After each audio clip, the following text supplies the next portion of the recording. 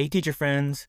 Welcome back to the Teacher Support Network podcast, where we help busy educators create collaborative, inclusive classrooms while taking care of their own well-being in the process. I'm your host, Antoine McCoy, and today we're going to talk about something that happens usually a few times a year for all teachers, no matter who you are, and that's parent-teacher conferences. And if you teach or support students with disabilities in your classrooms, there's even more to consider as you prepare for these conferences. So today, I want to help you walk into those conferences feeling prepared, more confident, and full of compassion, so you and the parents can feel like a collaborative team working for the student and their child.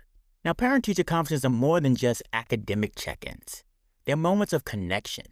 They're moments where trust is either built or broken. And for families of students with disabilities, these meetings really matter, because let's be real. Some parents have walked into school meetings before and left feeling unheard, overwhelmed, or like the child was just seen as a problem or not even a priority. And we're not about that life. We want parents to feel like partners and teammates, not just visitors. So right now, let's just talk about some common struggles teachers have preparing for parent-teacher conferences. Here's what I heard from teachers over time as I've worked with them and been in buildings and been in conferences. So one of the common struggles is I hear teachers say, I don't know what to say that won't upset the parent. Sometimes I've heard, I have so many students, I can barely remember their IEPs, let alone prep for every conference. And sometimes I've heard people say, what if I say something wrong? Now listen, I get it.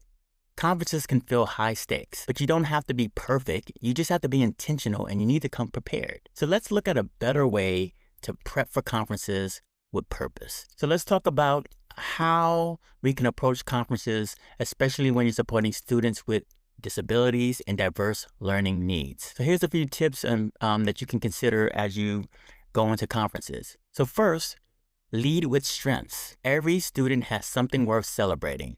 So make that the first thing parents hear. Next, speak like a real person. Don't use education jargon. Say it plain. Talk like someone who cares, not like a policy manual.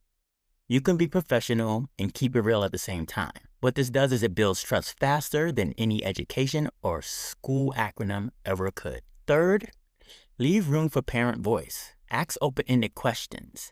Invite their perspective. Don't make the meeting one-sided. When parents feel heard, they show up stronger as partners, and they're more willing to be and to feel a part of the school team. Fourth, tag team the tough ones. What do I mean by that? Well, if you're a SpEd teacher in a co-teaching setup or a Gen Ed teacher supporting a student in your class, don't do it alone, especially if the conference schedules allows you to come together and be present together for the conference. So depending on your role, invite the SpEd teacher or the Gen Ed teacher to sit in. Presenting a unified front shows parents, hey, we're on the same page, we're on the same team, and we're here for your child together. Let them hear it straight from both of you as a united front, and you can tell them if this is true. Like, we meet regularly, we share insights, and we're aligned on how to best support your child. When parents feel that, they feel confident that their child is being taken care of in the right way while they're not there.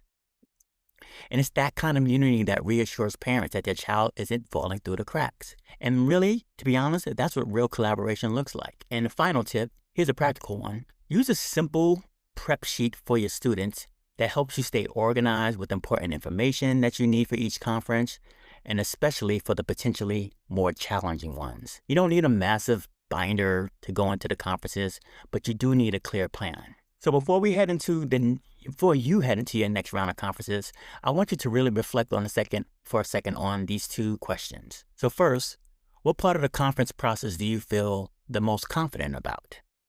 And next, what part still makes you feel a little unsure or uncomfortable as you approach your conference? Maybe it's knowing how to open a meeting. Maybe it's how to phrase concerns without sounding critical. Maybe it's just remembering everything you want to say, because it is sometimes a lot to say and you could forget. Wherever you are, that's okay. So if you want a simple, practical tool to support you through this, I've created the Inclusive Conference Toolkit.